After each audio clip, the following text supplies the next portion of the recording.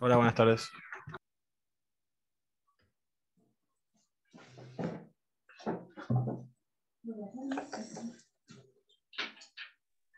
Hola, buenas tardes. Buenas tardes.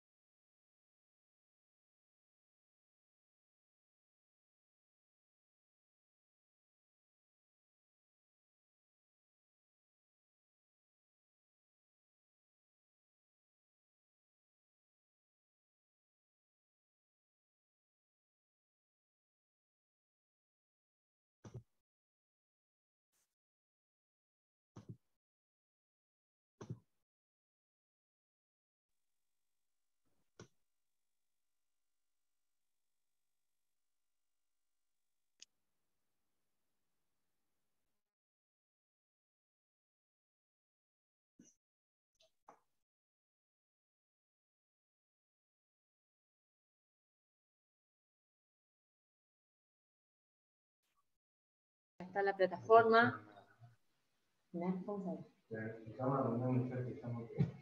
Bueno. No se escuchaba. Ahora sí, ¿no? Ahora sí. Ahí está. Bueno, voy a empezar de vuelta entonces. ¿Cómo andan? Me voy a presentar. Mi nombre es Denise. Denise Ramuspe, soy veterinaria.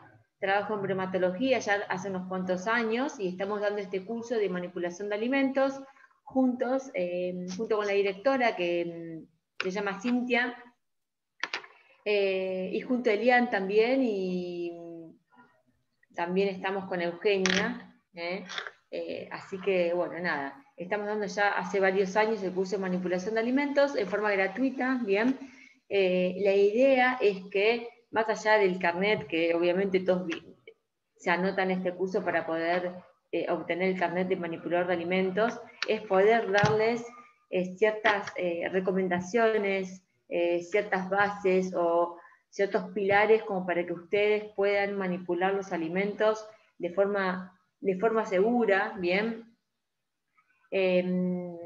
Darles esta información que necesitan para trabajar de la mejor forma que uno puede, y para eso obviamente hay que capacitarse y hay que hacer los cursos, y siempre está bueno también. Este carnet de manipulador ahora va a durar 3 años, así que calculo que después de los 3 años quizás haya que renovarlo, o hacer alguna actualización. Bueno, lo que les comenté antes que no se escuchó nada. Todas las semanas vamos a abrir una unidad temática nueva, ¿bien? Hoy son como conceptos generales, y ustedes van a tener que realizar una actividad. Luego de estas 4 temáticas y estas 4 actividades que ustedes van a entregar también, digamos, a través de la plataforma de la UNAV, nosotros se la vamos a corregir, le vamos a hacer una devolución, y por último vamos a realizar una evaluación. La evaluación, la verdad que si ustedes hacen las actividades, prestan atención en el Zoom y leen las diapositivas que le mandamos, que es el material de estudio, realmente no van a tener problema en resolverla, ¿bien? Y bueno, creo que más o menos estamos. Entonces, le agradecemos obviamente a la plataforma de UNAV que nos facilita, digamos, esta herramienta, al Ministerio de Desarrollo Agrario también, con los cuales estamos articulados, y también nos permite que sea en forma gratuita. Y bueno, y como les dije, a Cintia Barcelona y a Elian Martínez, que son los que están a cargo del curso, más allá de Euge, que nosotros dos somos los que damos estos cursos. Bueno, empezamos, ¿les parece? No sé si tienen alguna pregunta o algo, y si no ya arrancamos con el curso. Estos Zoom, recuerden, estos encuentros que tenemos son optativos, así que está bueno que puedan aprovecharlo. Y si les parece, ya... algo muy importante. Les voy a enviar esta semana un formulario de contacto que ustedes me tienen que llenar. Por lo general, lo mando por mensajería dentro, digamos, de la plataforma. Arriba, a la derecha, hay un icono que dice mensaje. Entonces, por lo general lo mando ahí, así les llega como mensaje a uno por uno, porque muchas veces cuando lo subo a avisos importantes, por más que diga avisos importantes, es como que quizás pasa desapercibido, o lo mando ahí y además lo mando por mensajería privada como para que les llegue ese formulario y ustedes lo puedan completar y me lo puedan enviar. ¿Qué datos les voy a pedir ahí? Nombre, apellido, DNI, correo electrónico, ocupación o lugar de trabajo y un celular o cualquier número de teléfono como para ponerme en contacto si surge algún problema. La idea es que con ese formulario de contacto a mí me puedan quedar todos sus datos para que yo después pueda empezar a preparar los certificados o los carnets que van a ir para La Plata, para lo que es todo desarrollo agrario, y después los emitimos. Así que es muy importante que recuerden de llenarme ese formulario de contacto, ¿sí? Bueno, no sé si pudieron chusmear algo del aula virtual, si vieron algún contenido. Nada, quizás sé que no es fácil, quizás es difícil, toda esta nueva modalidad, no es lo mismo el curso darlo en forma presencial, pero bueno, por ahora venimos bien igual, ya lo hemos brindado todo 2020 prácticamente, y todo 2021 también seguimos con esta modalidad. Bueno, con respecto a las ETAs, sin meterme específicamente a lo que significa, o sea, todo lo que incluye una ETA, porque ya tenemos una temática específica, pero como a grandes rasgos, sepan que una ETA es una enfermedad transmitida por alimentos, ¿bien? Entonces, como les decía antes, que no sé si se escuchó o no se escuchó, la idea es que ustedes se lleven ciertas herramientas como para poder manipular alimentos de forma inocua, ¿bien? Entonces, ahora la pregunta es, bueno, ¿qué significa que un alimento sea inocuo? Un alimento, la idea es que sea inocuo, ¿para qué? Para que no genere ciertas alteraciones, que no nos enferme, ¿bien? Entonces es importantísimo lograr la inocuidad de los alimentos. ¿Cómo la vamos a lograr, esta inocuidad de los alimentos? A través de 5 claves, que son 5 claves que ustedes tienen que saber y tienen que saber manejar esos conceptos que se llaman las 5 claves de la inocuidad alimentaria. ¿Bien? Son 5. La primera clave de inocuidad puede ser, por ejemplo, agua segura, ¿bien? Y materia prima segura. ¿Por qué decimos agua segura? ¿Por qué el agua tiene que ser segura? Segura, me refiero a que sea un agua que no me genere enfermedad, un agua que sea inocua, ¿bien? ¿Por qué? Porque el agua transmite o vehiculiza muchos microorganismos, que esos microorganismos pueden ser virus, bacterias, parásitos. Entonces, si yo no tengo agua segura, el agua posiblemente ya me pueda enfermar, bien, como una ETA. Entonces, agua y materia prima segura. Esa materia prima con la cual yo estoy trabajando también tiene que ser segura. ¿A qué me refiero con que sea segura? Que yo sepa de dónde proviene, ¿bien? De dónde proviene, si tiene las certificaciones correspondientes, obviamente que tenga un rótulo.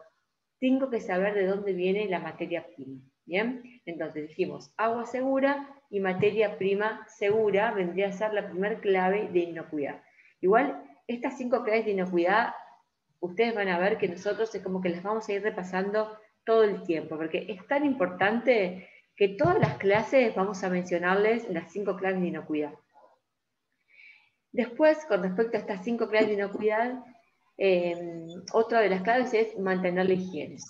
Con respecto a la higiene, nos referimos tanto a la higiene del establecimiento como la propia higiene del manipulador, ¿bien? Con la higiene del establecimiento es que ese lugar obviamente esté preparado, autorizado, habilitado para poder manipular los alimentos. Ya tiene que tener, digamos, como un orden en cuestión, los pies tienen que ser de una manera, todo ya está, digamos, descrito en cómo tiene que ser el lugar para manipular alimentos y tiene que estar habilitado para tal fin.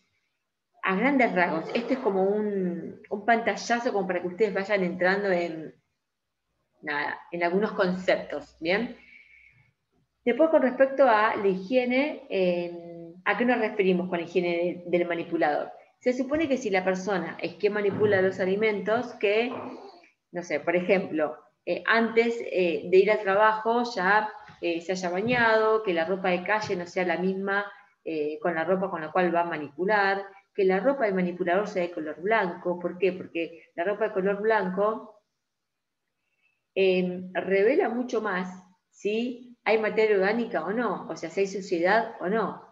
Con la suciedad que hay, materia orgánica, y con la materia orgánica que hay también, microorganismos. Entonces, si la ropa de manipulador de alimentos es de color oscura, ese color oscuro probablemente disimule toda esa suciedad, que esa suciedad va de la mano con la materia orgánica y la materia orgánica va de la mano con los microorganismos. ¿Bien? Entonces, cuando el manipulador manipula alimentos, la idea es que también que el pelo lo tenga recogido, que use una cofia, que lavarse las manos a cada rato, ¿bien? Con agua, con jabón. La idea del lavado de manos es que más o menos dure unos 20 segundos, ¿bien? O sea que tengo que estar 20 segundos lavándome las manos con agua y jabón, o lo que sería más fácil recordar, para no recordar el número 20, o para enseñárselo a ponerle a los más chiquitos, enseñarles que el lavado de manos tiene que durar lo que tardamos en cantar un feliz cumpleaños. Entonces ustedes le enseñan a los chicos directamente que cuando se laven las manos, canten el feliz cumpleaños, ¿bien? Que no lo canten rápido, que lo canten normal, un ritmo que cantamos realmente en el cumpleaños. Eso es bueno como para recordarlo, van a ver que no se lo van a olvidar más. Bien, quizás los 20 segundos se lo olviden, en cambio lo que dura cantar un feliz cumpleaños no se lo van a olvidar. Entonces, tiene que ser obviamente con agua segura también, agua que sepamos que no vehiculariza tampoco microorganismos, que dure 20 segundos, o cantar el feliz cumpleaños, y con un cepillito también es bueno cepillarme las uñas, bien, como para sacar bien la mugre que queda en las uñas. Las uñas siempre que tienen que estar cortas por este motivo, bien, para que no aloje ahí microorganismos que van a ser los que después van a contaminar los alimentos. ¿Bien? Entonces, la idea es que el manipulador, repitiendo, use cofia, use barbijo. Ahora con el tema, obviamente, de esta pandemia, el barbijo lo llevamos todos puestos, pero ¿por qué eso de usar barbijo? ¿Por qué? Porque nosotros en la boca tenemos un montón de microorganismos, ¿bien? Que son parte, digamos, habitantes normales de la boca, ¿bien? Y nosotros, al hablar, eliminamos un montón de partículas, ¿bien? Al aire, un montón de saliva, un montón de partículas muy, muy, muy chiquititas que a veces ni siquiera se ven, y en esas partículas también hay microorganismos, ¿bien? Que, por ejemplo, puede haber bacterias, puede haber virus. Entonces, la idea de tener el barbijo puesto es que toda esa carga bacteriana, ¿bien? O viral que tenemos en la boca, no se siga desparramando y que sea contenida en el barbijo, ¿bien? Entonces, la cofia lo mismo, nuestro pelo, por más que esté limpio, hay un montón de bacterias, más allá de que es horrible encontrar un pelo en el alimento mientras se manipula, más allá de eso, el pelo también contiene microorganismos. Entonces la idea es que nosotros estamos manipulando alimentos de la forma más segura. Entonces, para manipularlos de forma segura, tenemos que intentar generar alimentos inocuos. ¿Cómo? Para repasar. Yo voy repitiendo como para que ustedes vuelvan a escuchar los conceptos. ¿Cómo voy a generar un alimento inocuo? a través de las 5 claves de inocuidad alimentaria. Dijimos que la primera clave era agua segura y materia prima segura. La segunda clave era la higiene, tanto la higiene del lugar como la higiene del manipulador. El manipulador dijimos que tenía que estar limpio, que la ropa de calle debía ser diferente a la ropa con la cual iba a manipular, que iba a tener que ser de color blanca, que iba a tener que tener el pelo atado, bien, con una cofia, con un barbijo. Las mujeres nos tenemos que sacar si tenemos anillos, alhajas, porque eso también tiene mayor carga de microorganismos, bien. Más adelante, en el tema que corresponda, hacemos un estudio en el cual agarramos unas placas de Petri y vamos incubando diferentes cosas y observamos cuando mandamos yo me lavo las manos, ¿no? Con un anillo puesto. Y después me saco ese anillo y lo incubo, bien, con un cultivo como para que crezcan microorganismos, si los hay, a 37 grados y a una estufa. Y aunque me lavé las manos durante 20 segundos, alrededor de ese anillo había un montón de microorganismos, bien. Entonces, esos objetos que nosotros tenemos alojan muchas veces mucha cantidad de microorganismos. Entonces, una vez que terminé de lavarme las manos durante 20 segundos, lo ideal es secarme con papel descartable, no usar toallas, porque las toallas por lo general contienen humedad, bien, y contienen siempre cierta carga de microorganismos. Entonces, lo ideal sería secarme con toalla o con algún aparato que libere calor. Vieron las máquinas que uno pone en las manos y libera calor. Y después, si yo, por ejemplo, me sequé con papel descartable, lo ideal es cerrar la canilla con el papel en la mano. ¿Por qué? Porque si no, me vuelvo a contaminar la mano. ¿Se entiende? Porque cuando yo abrí la canilla tenía toda la mano sucia con microorganismos. Eso sería lo ideal.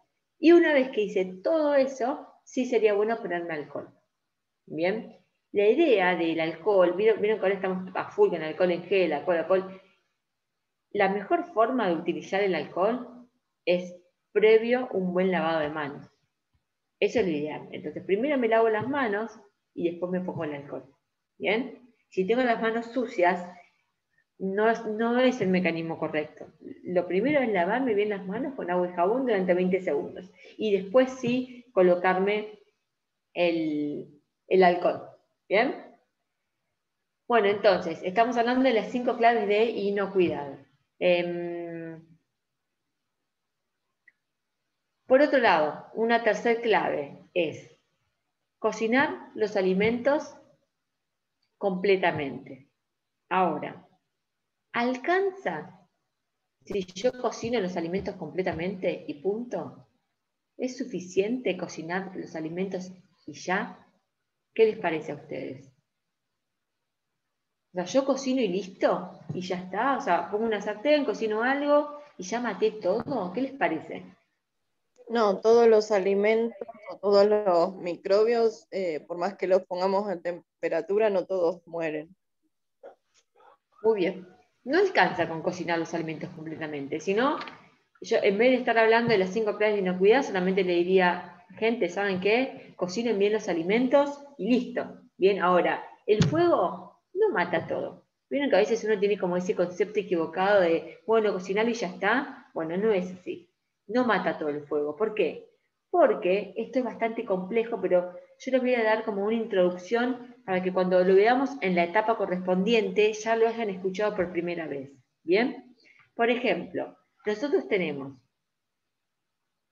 algunas bacterias tienen la capacidad de formar esporas. ¿Bien? Es muy difícil este concepto, pero no se preocupen si hoy es un chino para ustedes, porque es como que me estoy adelantando para cuando venga ese tema, y no se queden así que no entienden nada.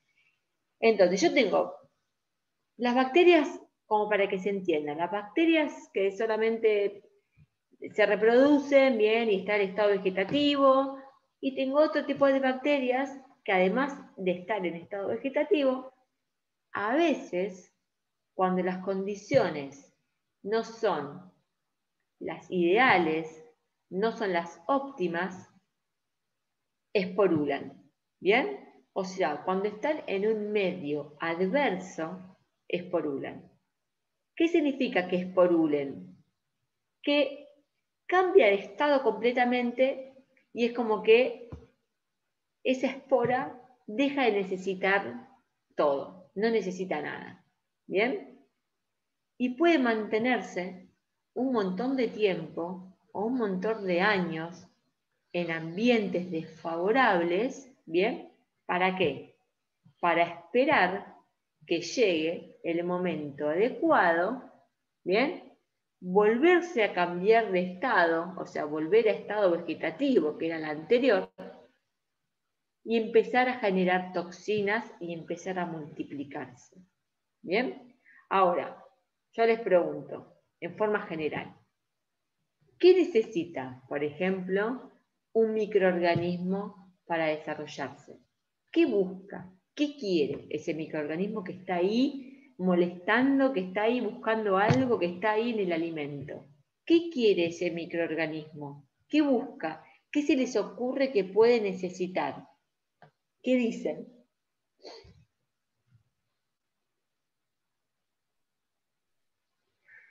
Y contagiar a los demás. Alimentarse. Bien, alimentarse. ¿Por qué necesita alimentarse? Porque necesita nutrientes. ¿Para qué necesita nutrientes? Para poder seguir, digamos, para buscar energía, o sea, para poder seguir reproduciéndose o generando toxinas, ¿bien? Sí, además de nutrientes, ¿qué otra cosa puede necesitar? Multiplicarse. Reproducirse. Sí, perfecto. Es un Esta es su huésped. finalidad. ¿Cómo? Un huésped donde para reproducirse, alimentarse. Sí, está bien, también pueden necesitar eso, ¿eh? ¿Qué otra cosa? O sea, nutrientes, ¿qué más necesita? ¿Temperatura?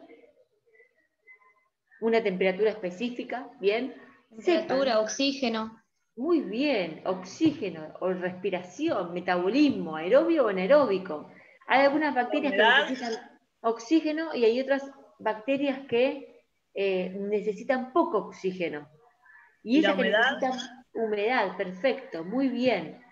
Entonces, como para ir repasando, necesitan nutrientes, necesitan humedad, que en realidad lo que podemos llamarlo, a ese concepto de humedad, le podemos decir que agua disponible. Lo vamos a definir como agua disponible para la bacteria. No es lo mismo, por ejemplo, un paquete de fideos secos, que no tiene, yo dejo un paquete de fideos secos en la mesada de la cocina un día de 30 grados. ¿Va a pasar mucho? Si yo dejo durante 24 horas un paquete de fideos secos abiertos 24 horas en la mesada, un día de calor, ¿va a pasar algo con ese fideo? ¿Les ha pasado a ustedes dejar los fideos abiertos? ¿Pasa mucho? ¿Qué dicen?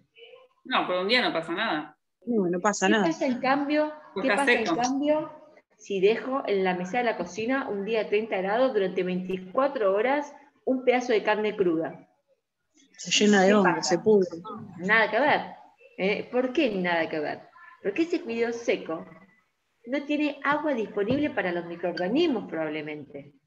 En cambio, la carne cruda tiene un montón de agua disponible para los microorganismos, además de pH. ¿Bien? El microorganismo también necesita un pH específico. El pH es una escala, ¿bien? Que va del 7 al 14. Sabemos que de 0 a 7 ese pH es ácido, 7 es neutro y de 7 a 14 ese pH es alcalino. ¿Bien? Por lo general, estos microorganismos que los asociamos a las ETAs, o sea, a las enfermedades transmitidas por alimentos, por lo general les gusta un pH ligeramente ácido a neutro. ¿Bien? Se los repito porque es como medio que si lo escuchan por primera vez hacen lío. Dijimos que el pH es una escala que va de 7 a 14 De 0 a 7 ese pH es ácido, por ejemplo, el limón. El limón tiene un pH de 2, es ácido. ¿Bien? 7 dijimos que es neutro, de 7 a 14 es alcalino. Hay un montón de bacterias. Hay bacterias que les gusta el pH, no sé, de 3. Hay bacterias que les debe gustar el pH de 12. Nuestros microorganismos que nosotros vamos a hablar, que son los que vinculamos a los alimentos, que son los que quieren contaminar a los alimentos, a esos microorganismos les gusta el pH ligeramente ácido a neutro. ¿Qué significa 5,5? 6, 6,5, 7. Todo ese pH ya les va a gustar mucho. O sea que si les va a gustar mucho, se van a multiplicar ahí. ¿Qué más va a necesitar? Además dijimos, entonces, nutrientes, pH, agua disponible para el microorganismo, temperatura. Fundamental la temperatura. La temperatura que más les gusta de vuelta, los microorganismos que están vinculados con las etas, es una temperatura que va entre los 5 y los 65. ¿Qué significa eso? Que entre los 5 y los 65, el microorganismo probablemente, si tiene todo lo demás que vinimos hablando, se va a empezar a multiplicar. ¿Bien?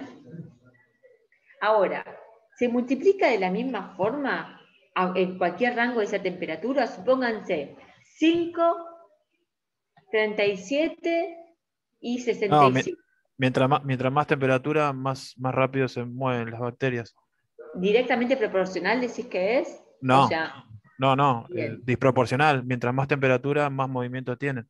Mientras menos temperatura, la bacteria se mantiene más quieta. Es como O todo sea que para vos, por ejemplo, una bacteria que está a 5 grados se va a reproducir menos que una que está a 30. Exacto. Y suponete, una bacteria que esté a 30 y otra que esté a 60 grados, ahí quiere decir. Depende de la bacteria, porque hay bacterias que a cierta temperatura se mueren y hay otras que no. Perfecto, pero en líneas generales, bien, en líneas generales, estas etas, bien, estos microorganismos, si bien hay ciertos microorganismos que tienen ciertas temperaturas, en líneas generales, hay una temperatura en la cual tiene una máxima multiplicación. ¿Bien? ¿Qué significa? Que estas bacterias que están asociadas a las etas, a los 37 grados, tienen una velocidad de multiplicación máxima. Es como que es la temperatura con la cual más se desarrollan. Después, de los 37 a los 65 grados, va bajando de vuelta. ¿Por qué? Porque ya una vez que llegamos a los 50 grados, 60 grados, 65 grados, hay un montón de bacterias que ya se están muriendo. ¿Se entiende? Entonces, si bien, como decía recién, ¿cómo es tu nombre? Germán. Como decía recién Germán, hay ciertas bacterias que les gusta tal temperatura, bien, hay algunas que, les repito, algunas bacterias que se desarrollan, no sé, un montón a temperaturas bajas, y hay otras que necesitan tales temperaturas, pero en líneas generales, a estas bacterias que las vamos a asociar a las enfermedades transmitidas por alimentos, comienzan su multiplicación a los 5 grados, tienen una máxima de multiplicación a los 37 grados para después empezar a descender la curva hasta los 65. ¿Se entiende ese concepto o les hice el lío? Perfecto. ¿Vamos bien? Entonces, a los 37 grados se multiplican muchísimas veces, o sea, muy rápido. ¿Bien? Ahora, ¿por qué decimos que los alimentos tienen que estar a temperaturas seguras? La temperatura segura del alimento sería que yo lo tenga por debajo de los 5 grados o por encima de los 65 grados, que no esté en esa temperatura que es de riesgo. ¿Bien? Entonces, ahora, ¿qué pasa si ese alimento lo tengo, por ejemplo, refrigerado a 4 grados? ¿Lo voy a matar al microorganismo? No, probablemente no. Pero lo que voy a hacer, por lo menos, es que ese microorganismo no se siga multiplicando. ¿Bien? Que se quede quieto, por lo menos. Entonces, eso es lo que intento hacer cuando refrigero los alimentos. ¿Bien? ¿Vamos más o menos hasta ahora?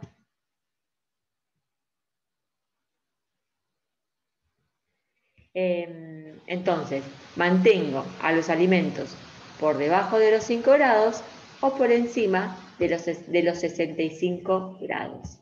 Tengo que evitar dejar los alimentos a esta temperatura de riesgo, que para decirlo de otra manera, la temperatura de riesgo va entre los 5 y los 65. ¿Vamos bien? Y la temperatura segura va a partir de los 5 grados para abajo y de los 65 para arriba.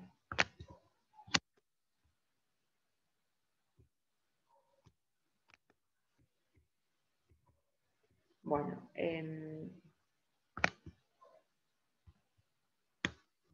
intentando hacer algo. Bueno, entonces, con respecto a las claves de inocuidad, para repasar de vuelta.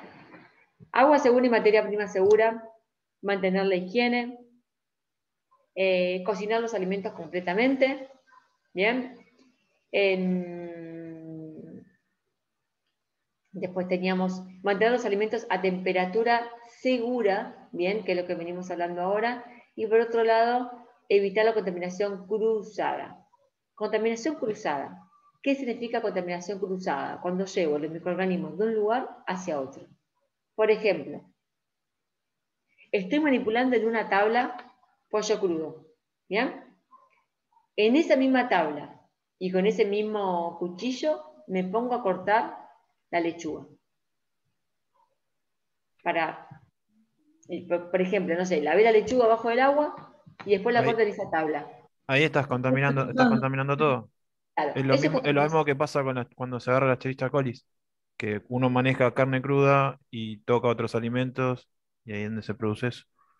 Lleva, perfectamente. Sí, una bacteria de uno a otro lado. perfecto. Eso se llama contaminación cruzada. Entonces, la contaminación cruzada puede ser directa o indirecta. Directa, a ver, pensemos cómo puede ser la contaminación cruzada directa. Por ejemplo, en mi heladera guardé la carne cruda en los estantes superiores, ¿bien?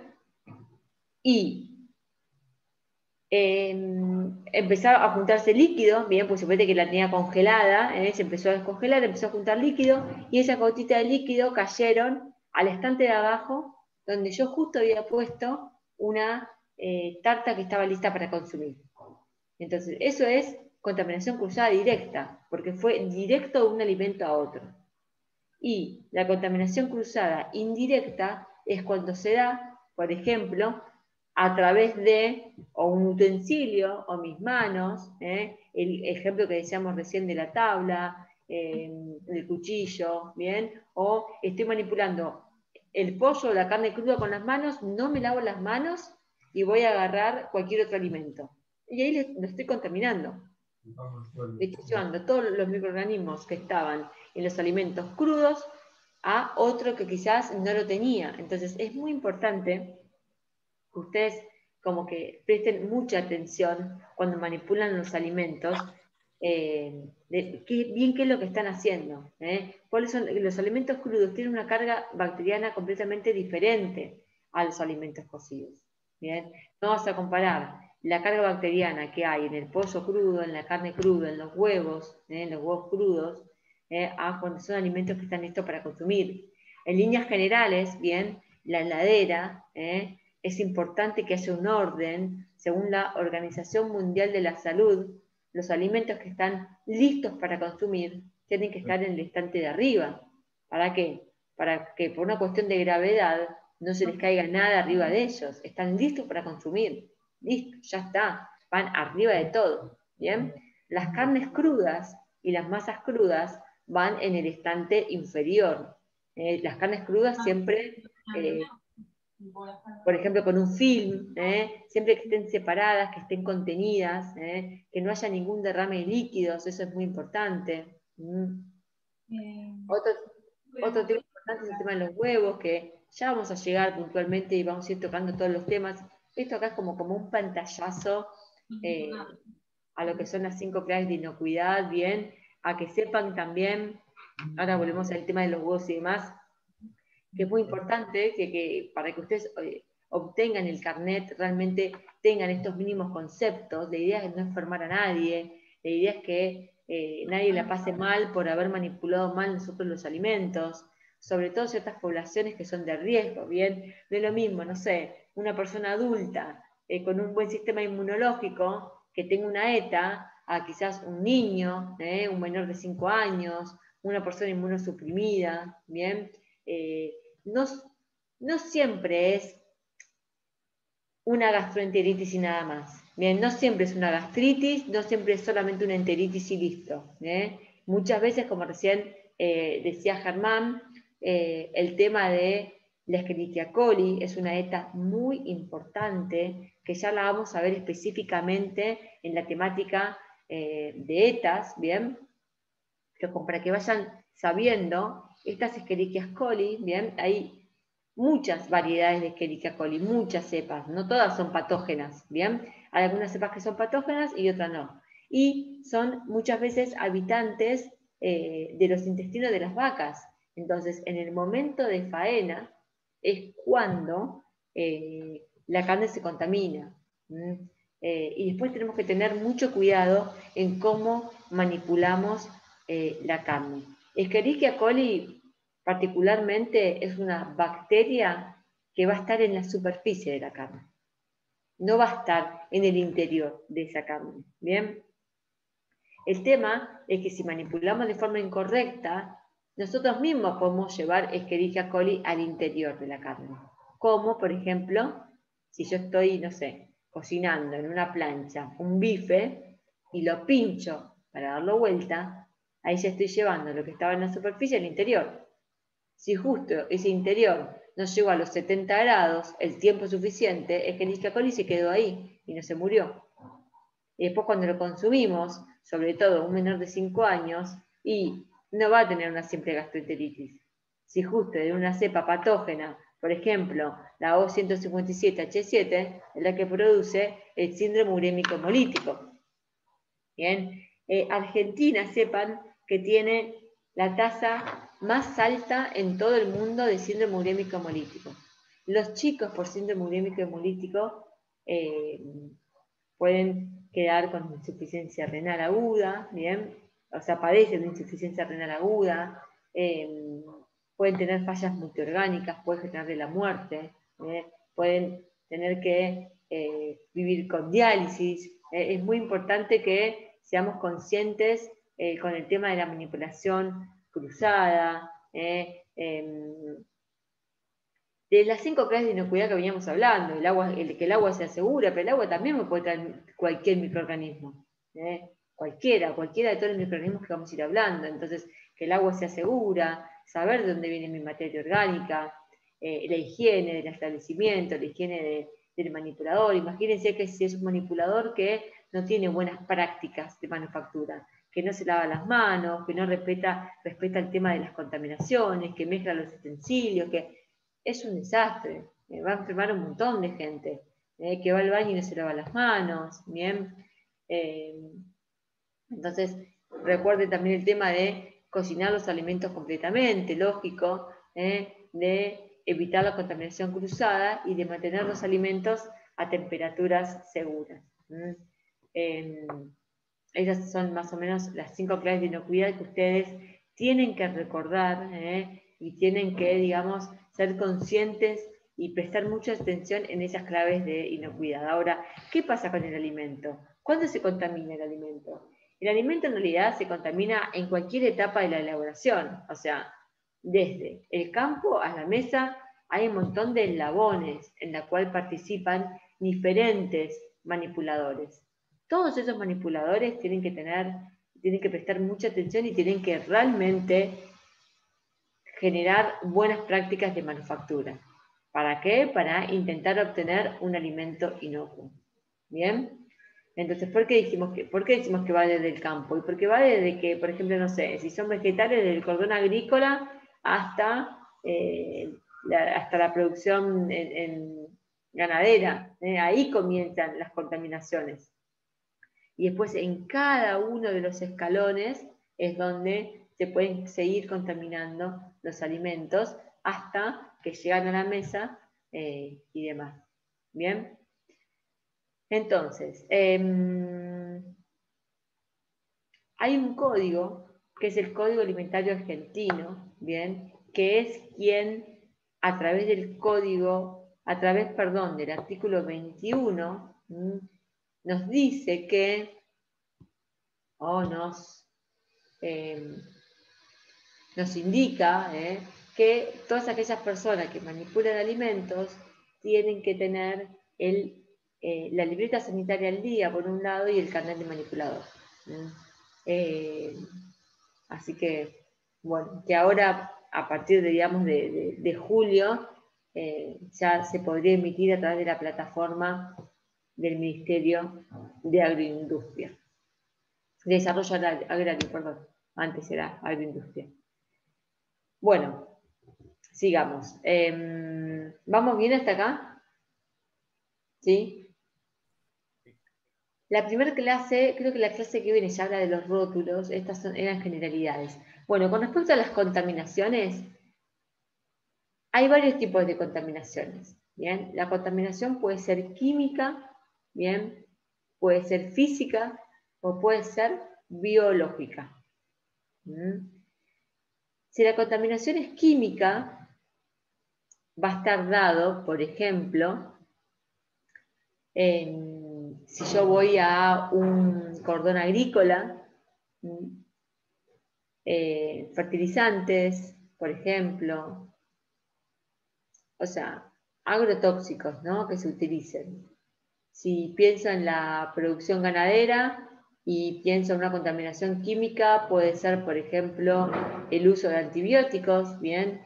Y al animal, y que después no tengan, por ejemplo, el tiempo de retirada necesario, y que quede antibiótico dando vuelta, entonces eso también puede generar una contaminación química.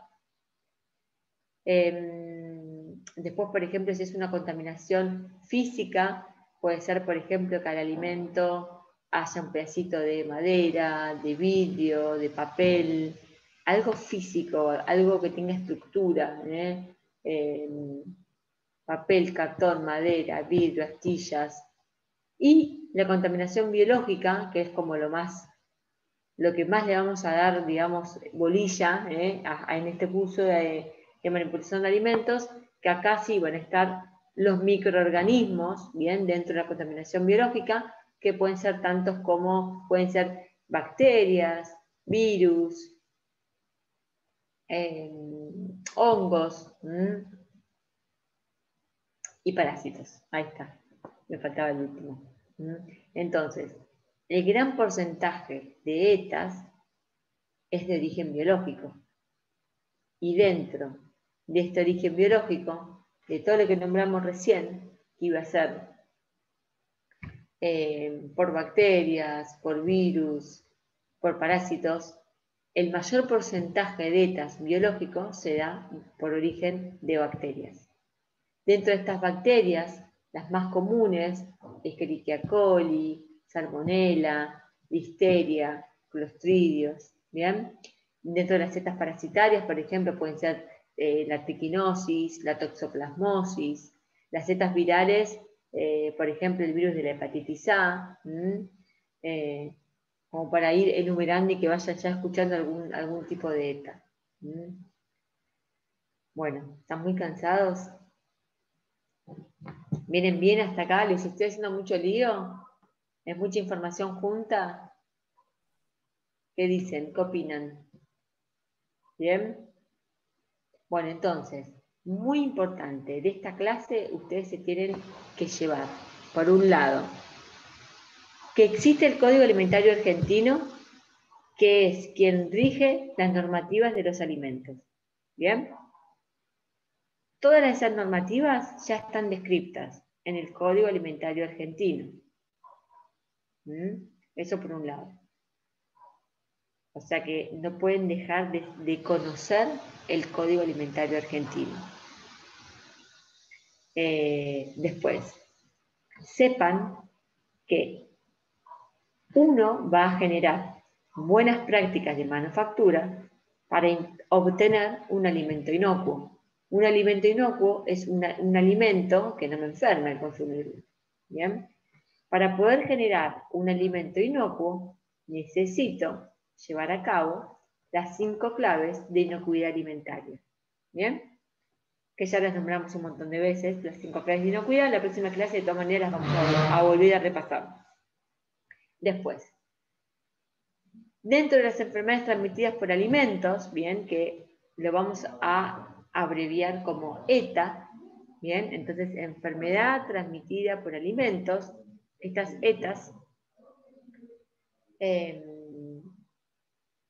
las vamos a ir viendo bien una por una, quédense tranquilos, la próxima clase o la otra, creo, vamos a hablar bien de Escherichia coli, de Salmonella, vamos a hablar de los clostridios, de la hepatitis A también, de la triquinosis, vamos a hablar una por una, pero como para que ya vayan viendo y vayan ya escuchando, familiarizándose con los nombres. Está Staphylococcus aureus también. Otra cosa muy importante que tienen que rescatar de esta clase son ¿qué necesita un microorganismo para desarrollarse? Fundamental. Eso no pueden dejar de saber lo que un microorganismo necesita para desarrollarse. Que era agua disponible, temperatura, ¿bien? ¿Qué necesita? Entre 5 y 65. Un pH, tiempo, necesita tiempo, obviamente, y nutrientes.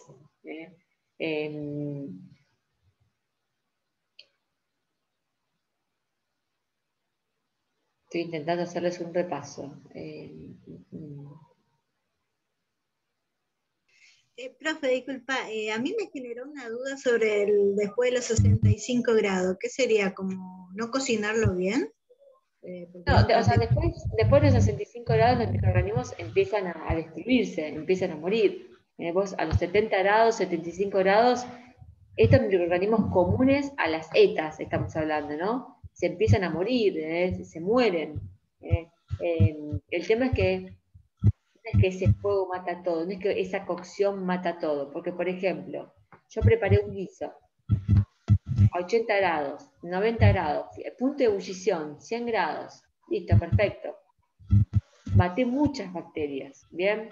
Ahora, si eso lo dejo reposar, se enfría solo, ahí en la mesada, lo dejo en la hornalla, por ejemplo, con el fuego apagado, y yo lo refrigero después, 6 horas más tarde, ahí ya se volvió a contaminar por un lado. Claro, ya. Bien, entonces, una vez que yo cocino completamente los alimentos, tengo que seguir con todas las claves de inocuidad. Tengo que guardar el alimento a una temperatura segura. Obviamente que si tengo, no sé, un guiso que cociné recién a 90 grados, no voy a agarrar y voy a guardar en la heladera a 90 grados. Pero tengo que empezar a bajarle la temperatura lo más rápido posible. ¿Cómo lo voy a hacer? Por ejemplo, voy a dividirlo, voy a seccionarlo, voy a ponerlo en recipientes que sean bajitos y con más y amplios, ¿bien? ¿Para qué? Para que se enfríe lo más rápido posible. Voy a hacer baños Marías invertidos con agua fría. ¿Para qué? Para que rápido bajen a una temperatura tal que los pueda refrigerar. Un alimento de temperatura de cocción a temperatura ambiente, como mucho, puede tardar 2 horas, como mucho. Y de temperatura ambiente a temperatura de refrigeración, como mucho puede estar otras 2 horas. O sea que como muchísimo, en un total de 4 horas, eso que tenía en ebullición tiene que estar en la heladera. 4 horas como muchísimo. ¿Bien? ¿Por qué no lo puedo poner directamente? Porque voy a estropear la heladera y porque voy a poner... La heladera, suponete que está a 5 grados, ¿no? Yo tengo todos los alimentos ahí tranquilos a 5 grados. Si yo pongo algo a 100 grados, altero toda la temperatura de la heladera. O sea que voy a hacer que la temperatura que está en esa heladera aumente y ponga en riesgo a todos los alimentos que estaban ahí tranquilos a 5 grados. ¿Se entiende? Entonces, una vez que bajé a la temperatura de refrigeración, ahí sí recién lo refrigero. Pero yo no puedo estar esperando, no sé, 8 horas que el alimento se refrigere solo para guardar en la heladera. Porque ahí es cuando los microorganismos empiezan a multiplicar de vuelta. ¿Bien? Cocción no es sinónimo de esterilización. Por ejemplo, otra diferencia muy típica es entre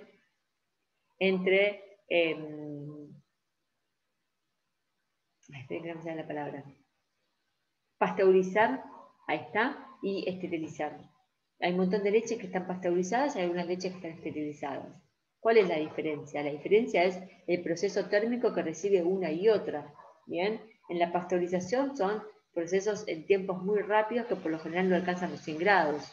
Mato los estadios vegetativos de ciertas bacterias, como puede ser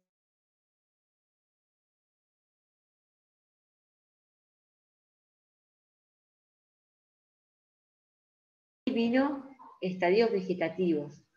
En cambio, con la esterilización, elimino bien los estadios vegetativos de las bacterias, pero no voy a eliminar las esporas. ¿Se acuerdan que una espora era la capacidad que tenían algunas bacterias para que cuando no tenían lo que les gustaba, en vez de morirse, como hacen la mayoría de las bacterias, esporulaban? Entonces, por lo general, estas bacterias que están asociadas a las setas, cuando no tienen agua, temperatura, nutrientes, el pH que les gusta, aguanten un poco. En un momento se mueren si tienen un medio hostil. ¿Se entiende?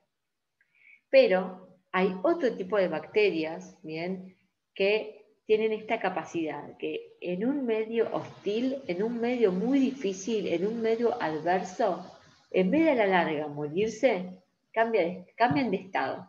O sea, de estado vegetativo, esporulan, forman esporas.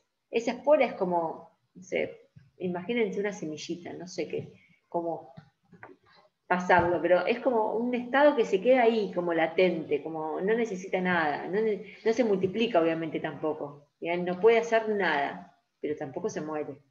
No necesita agua, no necesita nutrientes, no necesita pH, puede estar en la condición más adversa que va a persistir y no se va a morir. Puede estar años, hasta que está a la espera, cuando vuelva a estar todo lo que le gusta, se cambia de estado de vuelta, o sea, forma el estado vegetativo de la bacteria, que ese estadio vegetativo de la bacteria, que es ese estadio en el cual se empieza a alimentar, se empieza, digamos, se nutre, necesita todo eso para multiplicarse. En 1 hora, no, en 8 horas, una sola bacteria puede generar 16 millones de bacterias. Sepan, por otro lado, que nunca tenemos una bacteria sola, aislada, ahí, en la nada misma, no. Las bacterias forman colonias, ¿bien? Y cada colonia, ahí respondo la pregunta que envió Cintia. Cada colonia está formada por millones de bacterias. Entonces, si esas colonias, que hay millones de bacterias, estamos diciendo que en 8 horas genera 16 millones de bacterias, sí que, si les doy tiempo, si les doy el pH que les gusta, si les doy nutrientes, si les doy temperatura, ¿qué tengo que hacer para que no se multipliquen? Y por lo menos no darle la temperatura que les gusta. Volvemos, ¿qué hago para no darle la temperatura que les gusta? Sacarle la temperatura de riesgo. ¿Bien? Darles una temperatura segura a los alimentos. La temperatura segura para el alimento es por debajo de los 5 grados o por encima de los 65. Entonces, a esa temperatura, por más que queden microorganismos, por lo menos no se van a estar multiplicando. cuando uno se enferma con una ETA, no es indistinta la cantidad de microorganismos que hay. A ver, si yo consumo un alimento que está contaminado con baja carga bacteriana, quizás no me enferme. Ahora, si consumo un alimento que tiene una carga bacteriana altísima, probablemente me enferme. No es de la única, o sea, no importa solamente eso, importan también otras cosas que se llama dosis infectiva, pero no importa. Ustedes quédense con eso. ¿Bien? Entonces, lo que yo tengo que hacer es esos alimentos tenerlos siempre en temperaturas seguras. ¿Para qué? Para no darle lugar a que esa bacteria se multiplique, porque probablemente en el alimento tenga agua disponible, tenga nutrientes, tenga el pH que le gusta, a menos que sea un paquete de fideos secos, que bueno, van a estar ahí y no va a pasar mucho con un paquete de fideos secos.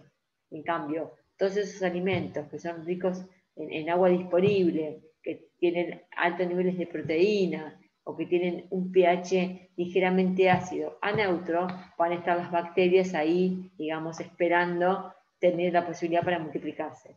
Entonces, no es lo mismo pasteurizar que esterilizar. Con la esterilización lo que hago es eliminar los estadios vegetativos, ¿bien?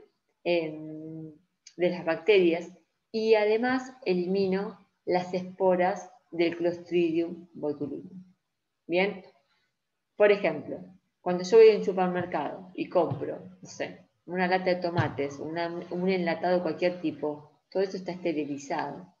Por eso es que tiene un poder de vencimiento súper amplio.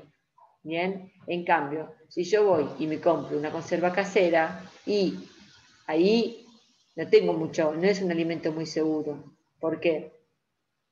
Porque no tienen procesos térmicos suficientes para que un alimento sea inocuo. Entonces son productos de alto riesgo.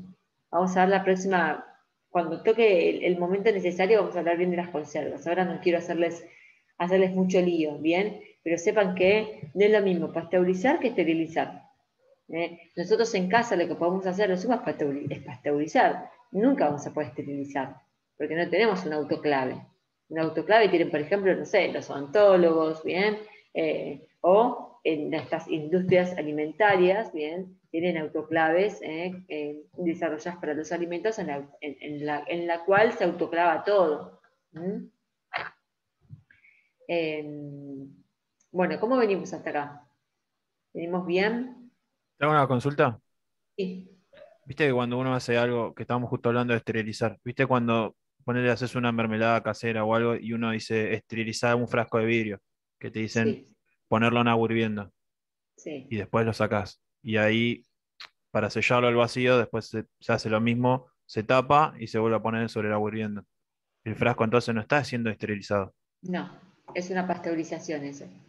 Ah, Es una ahí está. pasteurización. De todas maneras, a ver, con el tema de las mermeladas, no son Hablando, hablando de elaboración casera, ¿no? De lo que estábamos sí, hablando recién. sí, es dentro de todo bastante seguro, ¿bien? ¿Por qué? Porque las mermeladas por lo general tener mucho azúcar, el azúcar lo que hace es no dejar agua disponible para el microorganismo. Entonces, es difícil que sean muy peligrosas. Los alimentos en conservas, que son muy peligrosos, son los que están hechos, por ejemplo, a base de carne o ciertas legumbres. Eso sí, es muy, muy peligroso y obviamente no recomiendo a nadie que consuma o que compre conservas caseras. Por eso es que está prohibida la comercialización de conservas caseras.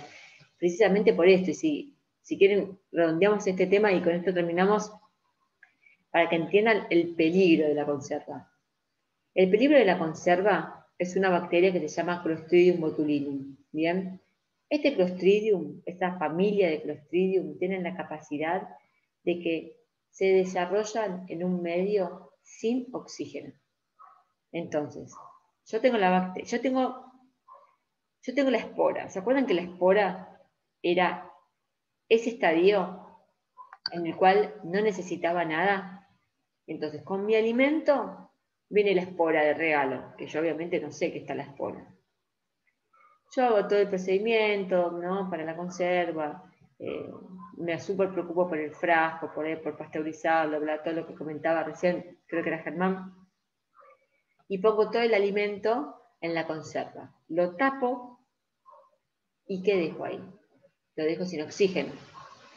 Y esa bacteria, que se llama Clostridium botulinum, desarrolla en un medio sin oxígeno. Entonces, esa espora que ingresó, que era el estadio esporulado, al tener el medio que le gusta, que es sin oxígeno, tiene nutrientes, tiene agua, tiene tiempo y tiene temperatura, ¿qué dice? ¿Para qué me voy a quedar así como una espora? Me voy a ir a estado vegetativo, si ya tengo todo lo que me gusta. Entonces, cambia de estadio, ¿bien? A estadio vegetativo. ¿Y qué empieza a hacer? Se empieza a multiplicar, porque tiene todo, ¿bien?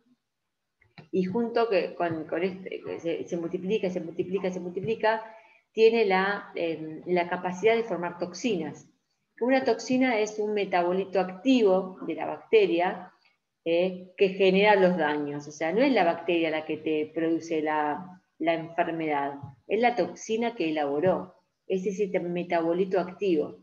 Y oh casualidad que este Clostridium botulinum, esa toxina es una neurotoxina. Por eso que puede ser una enfermedad transmitida por alimentos mortales.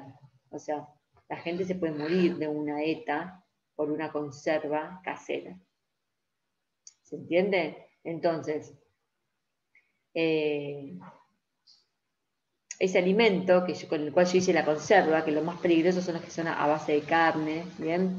Ciertas legumbres, entró la espora también por ahí, y como lo cerré porque hice una conserva, al no tener oxígeno, a esa bacteria en particular se puede desarrollar en un medio sin oxígeno.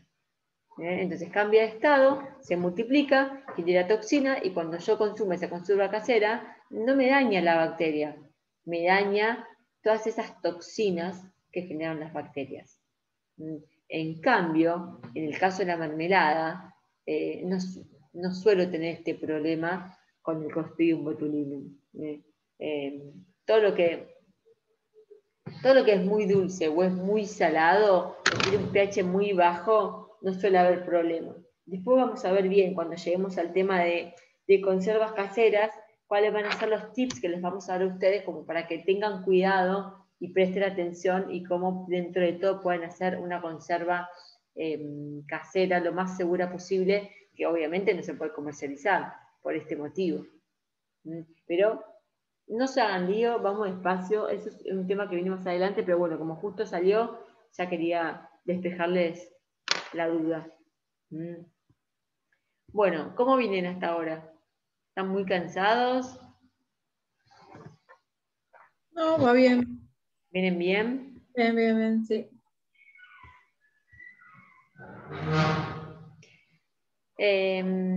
Bueno, entonces, con respecto a los huevos, y ya si quieren con esto terminamos. Veo que en un momento quedó colgado el tema de los huevos y dije que después después iba a volver y nunca volví. La idea de los huevos es que siempre los mantengamos refrigerados. ¿Bien? ¿Por qué? ¿Para qué? Para extender su vida útil, por un lado. Si yo guardo un huevo en la heladera, me va a durar más tiempo. ¿Bien? Y por otro lado, ese huevo que puede estar contaminado, la bacteria que lo puede estar contaminando se llama salmonela. Salmonela es una bacteria que muchas veces es un habitante normal de las aves, bien, de la vaca también. Y por ejemplo, no sé, si tengo un ave, ¿está bien? Una gallina ponedora y que está enferma con salmonela, salmonela puede tener muchos enfermos asintomáticos. ¿Qué significa? Que puede estar cursando la enfermedad y no puede tener ningún signo clínico. O sea, que quizás esta gallina está lo más bien, y sin embargo está enferma. Y ese huevo, que es un óvulo de la gallina, también va a tener salmonela. Entonces, que si ese huevo tiene salmonela y yo lo dejo a temperatura ambiente, ese huevo va a tener nutrientes, va a tener el pH que le gusta, va a tener tiempo, va a tener temperatura si lo dejé en la mesada, entonces se va a empezar a multiplicar. Entonces la idea es refrigerar los huevos para aumentar su vida útil y en el caso de que esté contaminados, esos microorganismos no se sigan multiplicando. Los huevos, lo ideal es que los almacenen, como dijimos, en la heladera, pero por ejemplo en un tupper exclusivo para huevos. Eso es lo ideal. Quizás no tanto en la puerta de la heladera. Lo ideal es que estén en un tupper cerrado y que ese tupper siempre sea utilizado para los huevos. Muchas veces, son contaminados por algún hongo, bien, cuando hay un cambio brusco de temperatura. Por ejemplo, si yo agarro el tupper, pongo todos los huevos y los pongo en la heladera tapados desde el principio, se puede, por condensación, puede quedar cierta humedad y puede ser favorable para cierto hongo. Entonces, lo que tengo que hacer quizás es colocarlos en la heladera con la tapa no toda del 100% cerrada un rato y después sí la cierro, pero para que se enfríen despacito y no se enfríen de golpe. Así que recuerden que los huevos siempre en la heladera. Te hago una consulta más y no me molesto más. Sí, no, Hablando de todas hablando de la sí. salmonela, Sí. ¿la salmonela que se produce a través de la cáscara o a través del huevo crudo? La contaminación. Sí, salmonela puede infectar al huevo de dos formas, por ejemplo. Puede ir de adentro hacia afuera o de afuera hacia adentro. ¿Bien? Si es un huevo, si es una gallina que tiene la enfermedad, bueno, probablemente ese huevo, ¿bien? Ya esté con salmonela. Ahora, si ese huevo no tiene salmonela, pero la materia fecal de otras gallinas están con salmonela, el huevo tiene una cáscara que no es una membrana, que no es impermeable, es semipermeable, es una membrana porosa. Entonces, lo que está adentro puede salir y lo que está afuera puede entrar. Hay una última capa que se llama cutícula, que es por lo cual intentamos que esa cutícula esté permanentemente en el huevo, con lo cual aconsejamos a los huevos no lavarlos, porque cuando yo lavo los huevos, retiro esa capa protectora que se llama cutícula y genero que el huevo quede mucho más permeable aún. ¿Se entiende? Sí, vendría a ser como el esmalte de las uñas. Sí, ponele, de una superficie muy, muy, muy porosa. Entonces, no lavo los huevos, los guardo en la heladera en un tupper, y ese huevo, por ejemplo, se supone que es un huevo que está muy sucio, que tiene mucha materia fecal, lo ideal sería no utilizarlo. ¿Bien? Recuerden que también salmonela se encuentra en los intestinos de la vaca, entonces en el momento de faena también se puede contaminar y demás. Entonces en la carne también podemos encontrar, tanto como Escherichia coli, también salmonela, son como las dos bacterias más frecuentes. Entonces, ¿qué tengo que hacer con la carne? Cocinarla bien. ¿Qué tengo que hacer con el huevo? Cocinarlo bien. Salmonela, lo único bueno que tiene salmonela es que una simple cocción se muere. O sea, yo cociné bien y maté. No es como en el caso que hablábamos antes, ¿se acuerdan del botulismo? Que era como muy complicada la bacteria. Generaba esporas que resistían, y que esto, y que lo otro, y que la toxina. Salmonela no da mucha vuelta. ¿Está o no está? Si está, cocinas bien y se muere. No hay mucho más. ¿Bien? ¿Qué temperatura muere la salmonela? ¿Cómo? ¿Qué temperatura muere? Y a los 75, 78 grados, durante tanto tiempo muere enseguida. Si vos cocinaste bien el huevo, o sea, lo hiciste duro, salmonela se muere. Ahora, no es lo mismo, por ejemplo, no sé, si comés tortilla babé, o aquellos productos elaborados de repostería con huevo crudo. Lo mejor de lo que es repostería es utilizar huevo en polvo, porque ese huevo en polvo ya tuvo un proceso de cocción y ya mató salmonela. ¿Bien? Tener cuidado con eso, cocinar bien la carne. Sepan que salmonela resiste el frío, resiste también el ahumado, o sea, hay que cocinar bien. Yo cocino bien y salmonela se muere. ¿Bien? Hay una historia de hace muchos, muchos años, que si quieren lo pueden buscar en Google, que es la historia de una cocinera que se llamaba María o Mary, y hace un montón de años que no había buenas prácticas de manufactura, no se conocía todo lo que se conoce ahora. La cuestión que era una cocinera que no se lavaba las manos cuando iba al baño, y ella era una portadora sana de salmonela. O sea, ella eliminaba un montón de salmonela en la materia fecal. Y como no tenía buenas prácticas de manufactura, nada, iba contaminando los alimentos, y sus comensales, o sea, las personas que comían los alimentos, también veían que donde ella trabajaba se enfermaba la gente y bla, bla. Bueno, terminó presa Mary. Pero bueno, no era asesina, era solamente que tenía salmonela. Estoy hablando de hace un montón de años atrás. Era una persona que era una portadora sana de salmonela y que no tenía buenas prácticas de manufactura, y bueno, nada, en un momento sale de la cárcel y vuelve a trabajar y vuelve a enfermar a gente. Bueno, la cuestión era que por las malas prácticas de manufactura iba enfermando mucha gente, y acá el problema es cuando quizás no es cuando es un niño o cuando es una persona que está inmunosuprimida, no te va a generar quizás una simple gastroenteritis o una simple enteritis. Quizás tenés problemas mucho más complejos por no llevar a cabo las 5 prácticas de manufactura, que es muy sencillo. A ver, está claro que nadie va a querer enfermar a alguien a propósito para que sufra, no, eso estamos seguros, pero bueno, muchas veces el no informarse o el no asesorarse también hace que uno también sea responsable, ¿no? Si estamos manipulando alimentos. Pero bueno, eso con respecto a salmonela. Cocinen bien, tengan cuidado con la contaminación cruzada. Salmonela, sobre todo, lo que primero tengo que pensar con salmonela es en los huevos y en la carne de pollo. O sea, es lo que primero se me tiene que venir a la cabeza. Después les vamos a ir contando que lo llamamos como matrimonios felices. Son esos alimentos que sabemos que, si bien puede estar contaminado con cualquier microorganismo, sobre todo va a tener mayor predisposición a cierto microorganismo. Entonces, si yo pienso en el huevo y en la carne de pollo, voy a pensar en salmonela. Está claro que puede haber un montón de otras bacterias, pero es como lo primero que se me tiene que venir a la cabeza. Si yo pienso, por ejemplo, no sé, en carne picada, lo que primero se me va a venir a la cabeza es Escherichia coli. Pero tampoco quedarnos solamente con eso. Ya vamos a hablar de Escherichia coli porque es súper importante, pero nada, hay un mundo atrás de Escherichia coli. Pero estaría bien pensar en tener mucho cuidado con la carne picada.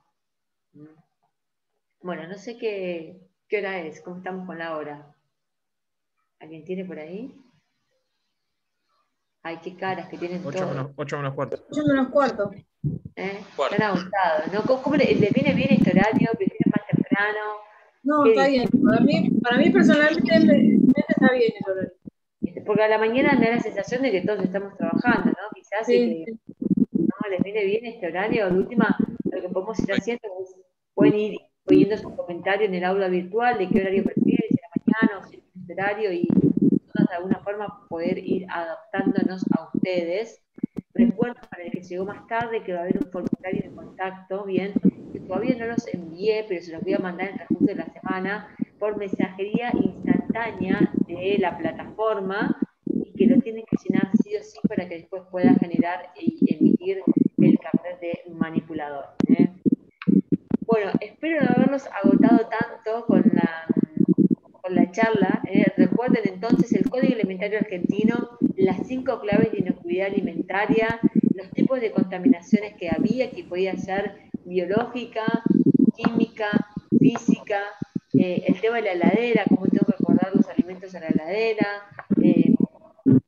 las 5 cuestiones que necesitan los microorganismos para desarrollarse. Eso es fundamental. Esa es una pregunta típica de examen. ¿Qué necesita un microorganismo para multiplicarse?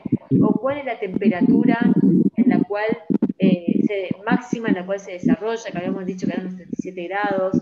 ¿Cuál es la temperatura segura? ¿Cuál es la temperatura de riesgo? Son todas preguntas muy típicas de examen que las tienen que saber. ¿Qué es un alimento inocuo? Nada. Lo que repito y repito y repito es porque lo que más tienen que saber y lo que más tienen que prestar atención, y probablemente se pregunten en el examen. Así que lo que insisto y machaco y machaco y machaco es porque viene por ahí el tema. ¿sí? Bueno, hagan un repaso después a lo que es la primera unidad, bien, que es un poco aburrida la primera unidad. Después ya el resto de las unidades son mucho más divertidas y hablan mucho más de enfermedades y demás. Así como los cursos los vamos a estar dando entre Eugenia, que ella es licenciada en alimentos, bueno, y yo, los vamos a estar dando entre las dos. Y bueno, espero que les guste, espero no aburrirlos mucho. Sé que es un horario medio que estamos medio cansados, encima lunes, peor. Pero bueno, la próxima, si quieren, pueden sacarse los micrófonos y participar más, así se hace como más.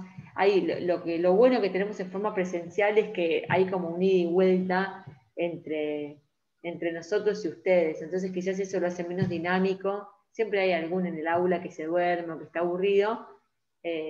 O a veces hacemos un intervalo de 10 minutos como para que se oxigenen un poco. Sé que cuesta estar 2 horas seguidas escuchando a una persona por Zoom, es terrible, es agotador.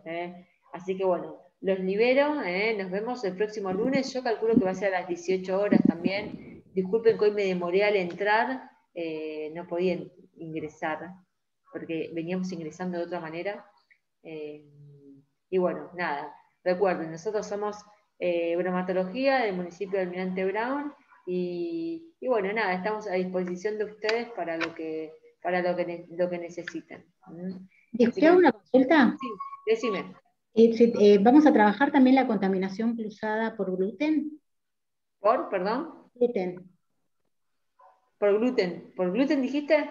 Sí, por gluten. Sí, o sea, vemos como una pequeña generalidad de lo que es el celiaquismo, o sea. Claro. A ver, es muy amplio todo. Intentamos Sí. decirle como las cosas más importantes como para que de repente, no sé, sepan ustedes no hacer esas contaminaciones que si viene un celíaco, la verdad que les genera un problema terrible, pero sí, les vamos a dar un pantallazo que la realidad es que es más de lo mismo. O sea, al celíaco se lo trata, digamos, con las mismas, si seguimos con las 5 claves de inocuidad, de tener cuidado con la contaminación, con los utensilios, con no hacer contaminación cruzada, que lo de la carne cruda sea para la carne cruda, si venimos con esa metodología, es seguir la misma línea. Sí, obviamente, para aquellas cocinas familiares, digamos, en la cual hay un celíaco, la realidad es que toda la familia termina comiendo sin gluten, porque la realidad es que es muy difícil que no haya contaminación en una cocina donde se maneja alimentos con harinas, bien, si la queremos manejar sin gluten. Es muy difícil, porque son sustancias como muy volátiles. Entonces, lo ideal es que si es un domicilio, una casa particular, es que o todos comen sin gluten o se hacen días específicos de cocción y de cocina. Por ejemplo, no sé, los lunes cocino sin gluten, y que sea todo sin gluten. Y el miércoles, bueno, cocino con gluten, como para disminuir este tema de la contaminación cruzada con gluten. Pero es difícil porque son partículas muy, muy volátiles. Es muy difícil. ¿Te hago una consulta? Sí, decime. Hola, ¿cómo andás? Hola, ¿qué tal? Sí, yo justo tenía esa duda también, porque yo empecé a vender productos y me pasa eso, que mucha gente que es celíaca busca que, bueno, que tenga el logo, todo, o sea, que no tenga gluten. ¿Y qué pasa? Yo siento que tengo que comprar 2 paquetes, en realidad, de cosas, si es que lo vendo suelto, por ejemplo. Porque no se pueden mezclar las cucharas, porque llega a pasar una gotita. Totalmente. Yo lo tengo en casa, no es que tengo un negocio en la calle. Entonces digo, a pesar de eso, siento esa responsabilidad. Justamente mi tía, mi prima me compran, ellas son celíacas y me explican todo eso, ¿viste? Que sí, no, sí, totalmente. cucharas distintas, todo distinto tiene que ser. Y era una de las cosas por las cuales empecé este curso también. Sí, total, es muy difícil. Hay una línea como muy delegada en la contaminación con gluten.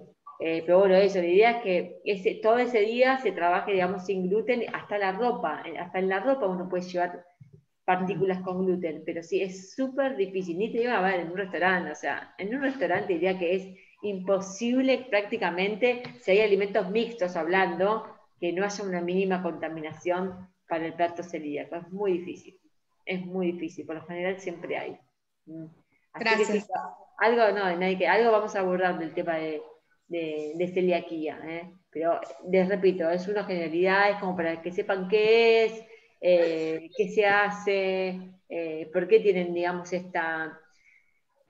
Ellos es como que se sienten como intoxicados, bien, al gluten, que es el trigo, la avena, la cebada y el centeno. Pero sí, ya vamos a llegar a ese punto. Gracias. De nada. Bueno, gente, espero que les haya gustado la clase y nos vemos la próxima.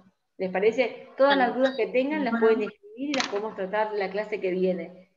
O si no, si tienen dudas muy puntuales, también me pueden mandar por el aula virtual. Y podemos armar algún debate, lo que quieran. Y vayan haciendo las actividades, no dejen para último momento porque después se hace un montón. Ok. ¿Listo? Gracias, profe. Bueno, saludos para Profe, todos. ¿guarda la clase? ¿Es el foro? Sí, se está grabando, así que sí, va a estar guardado. Creo que Después la sube. Creo que los de la plataforma de UNAV son los que después nos van a ayudar para grabar la clase. Ah, porque estoy en la facu y sé que la suben después. por Está eso. bien, sí, que va a quedar grabada. Nos van a ayudar los de UNAV. Bueno, gente, nos vemos la próxima. Chao. Hasta la próxima. Buena semana. Hasta luego, chao. Hasta luego.